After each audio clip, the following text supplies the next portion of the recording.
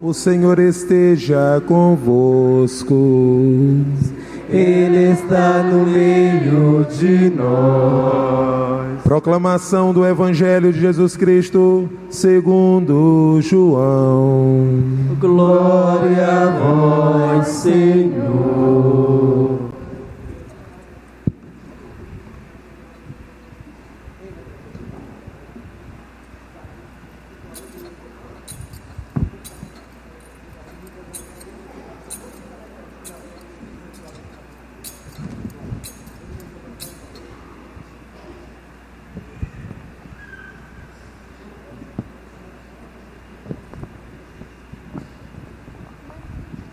No primeiro dia da semana, Maria Madalena foi ao túmulo de Jesus, bem de madrugada, quando ainda estava escuro, e viu que a pedra tinha sido retirada do túmulo. Então ela saiu correndo e foi encontrar Simão Pedro e o outro discípulo, aquele que Jesus amava, e lhe disse: tiraram o Senhor do túmulo e não sabemos onde o puseram. Saíram então Pedro e outro discípulo e foram ao túmulo. Os dois corriam juntos, mas o outro discípulo correu mais depressa que Pedro e chegou primeiro ao túmulo. Olhando para dentro, viu as faixas de linho no chão, mas não entrou. Chegou também Simão Pedro, que vinha correndo atrás, e entrou no túmulo. Viu as faixas de linho deixadas no chão, e o pano que tinha estado sobre a cabeça de Jesus, não posto com as faixas, mas enrolado num lugar à parte. Então entrou também o outro discípulo, que tinha chegado primeiro ao túmulo. Ele viu e acreditou. De fato, eles ainda não tinham compreendido a Escritura, segundo a qual ele deveria ressuscitar dos mortos.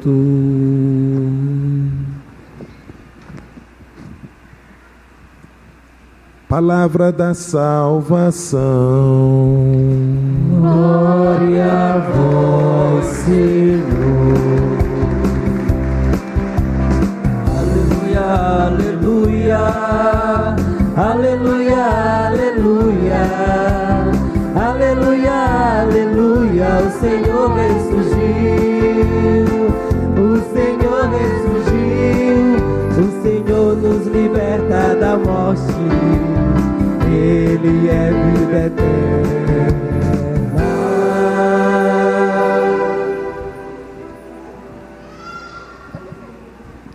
Estimados irmãos, irmãs, povo de Deus presente aqui no nosso santuário de São José de Ribamar, caríssimos ouvintes da web rádio do nosso santuário, nós celebramos a Páscoa do Senhor. Páscoa significa passagem, vitória, passagem da morte para a vida, vitória da vida, da ressurreição sobre o pecado, sobre a morte. O vitorioso é Jesus. Foi Jesus quem passou, quem venceu. Passou da morte para a vida, venceu a morte, venceu a consequência dos nossos pecados. A mais terrível consequência do nosso pecado é a morte. E a morte eterna, sobretudo, a morte que significa afastamento de Deus, condenação eterna, quebra da comunhão e da aliança com Deus. Ora, Jesus, tendo se tornado um de nós, assumindo nossa natureza humana, nossa carne, nosso sangue, nossa vida, Jesus então assume também nossas dores, assume também o peso que estava sobre nós, a consequência do nosso próprio pecado. E Jesus na cruz mata a morte, Jesus na cruz mata o pecado, na ressurreição transcende, na ressurreição vai além de qualquer perspectiva humana.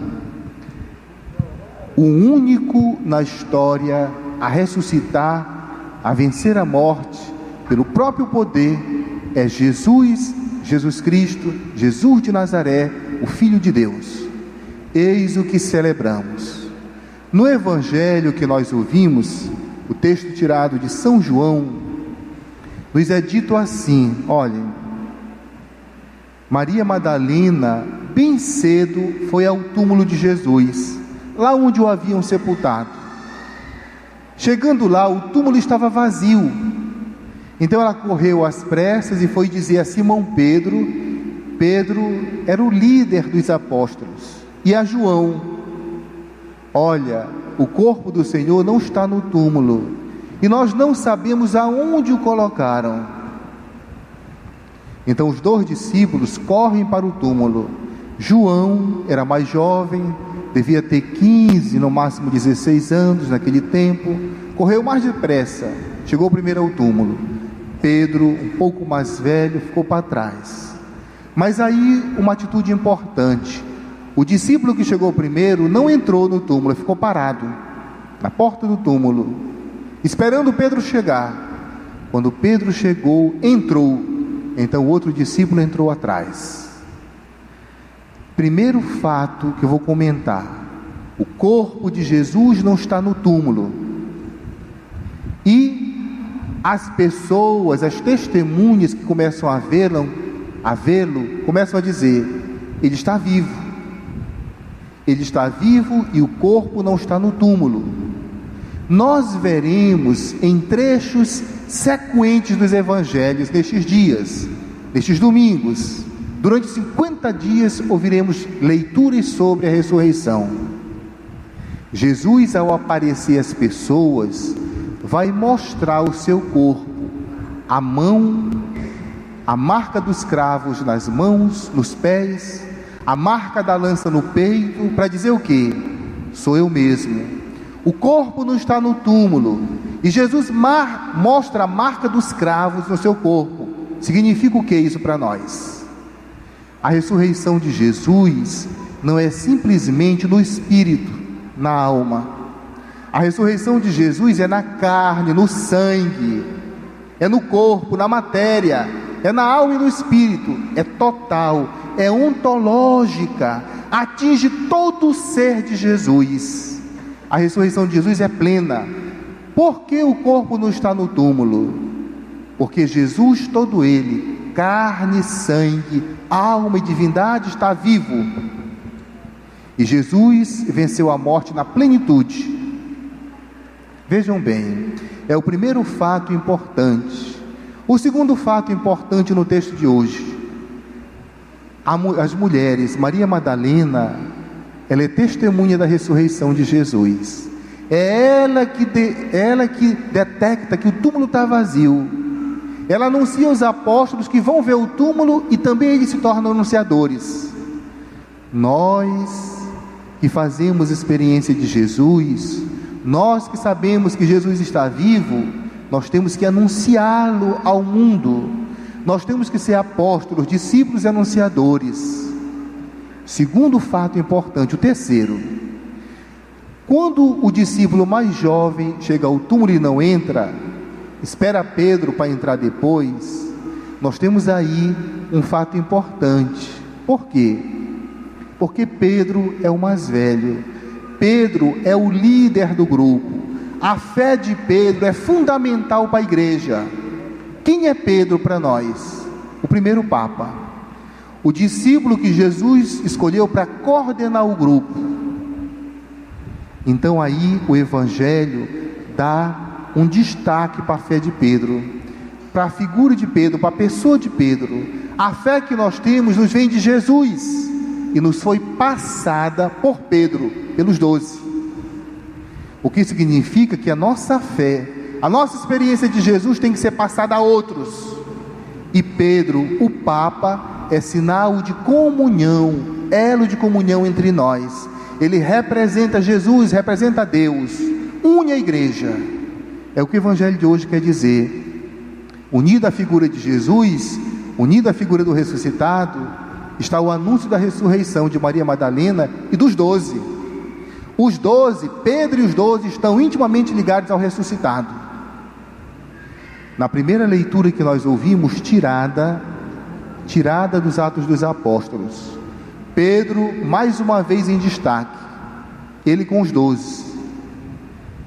Pedro anuncia às multidões, dizendo: olha, aquele Jesus de Nazaré, que passou por toda parte fazendo bem, curando os enfermos, e que vós matastes e crucificastes, Deus o ressuscitou, ele está vivo. E ele apareceu a muitas pessoas, as testemunhas escolhidas por Deus, ele apareceu, ele está vivo. E Deus o constituiu Senhor e Juiz. Ele está vivo, está ao lado de Deus, Deus o constituiu Senhor e Juiz. Isso é importante.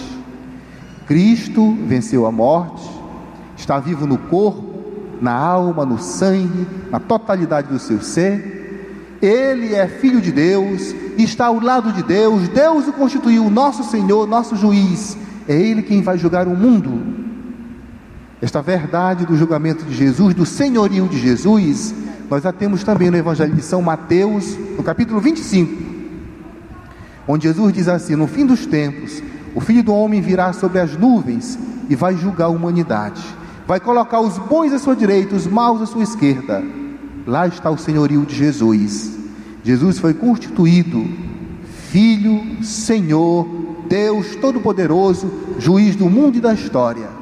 A sua ressurreição é vitória sobre a morte, sobre o nosso pecado, mas confirma o senhorio de Jesus para sempre.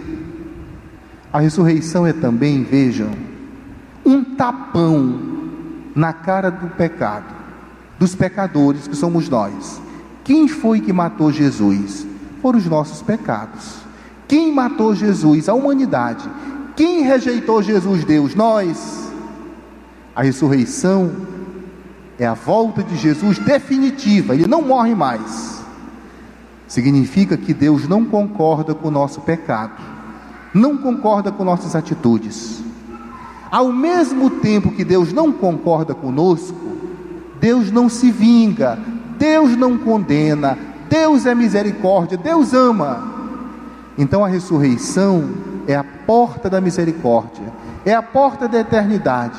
O Jesus que volta, volta dizendo: a paz esteja convosco.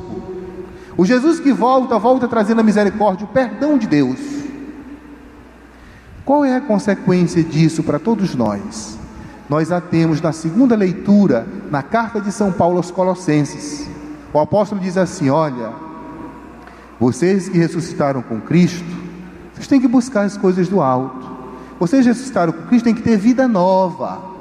Vocês ressuscitaram com Cristo, busca conversão, busca amor, busca verdade, busca justiça. Vocês que ressuscitaram com Cristo pelo batismo, busquem uma vida de santidade. A ressurreição, portanto, não é simplesmente uma coisa para o fim, depois da morte. A ressurreição começa agora, na vida de oração, no amor a Deus e no amor ao próximo. A ressurreição começa na caridade, no perdão e na misericórdia. Nós matamos Jesus com os nossos pecados. Jesus voltou, nos ofereceu a misericórdia, o perdão, a vida eterna. Nós também temos que ser misericordiosos para com os nossos irmãos e irmãs. E nós temos que buscar as coisas do alto, pedindo perdão dos nossos pecados, buscando o desprendimento dos nossos pecados, buscando ressurgir com Jesus desde já, desde o nosso batismo, desde a nossa fé, para uma vida nova, vida de caridade, vida de serviço, vida de perdão, vida de misericórdia, vida de honestidade, vida de não corrupção, vida de não mentira, vida de verdade, de justiça. A ressurreição começa aqui para nós cristãos. Peçamos a Deus que a ressurreição do seu Filho encontre o nosso coração aberto, nossa vida aberta, e nós possamos desde já ressurgir para uma vida nova. Louvado seja o nosso Senhor Jesus Cristo. Para sempre seja louvado.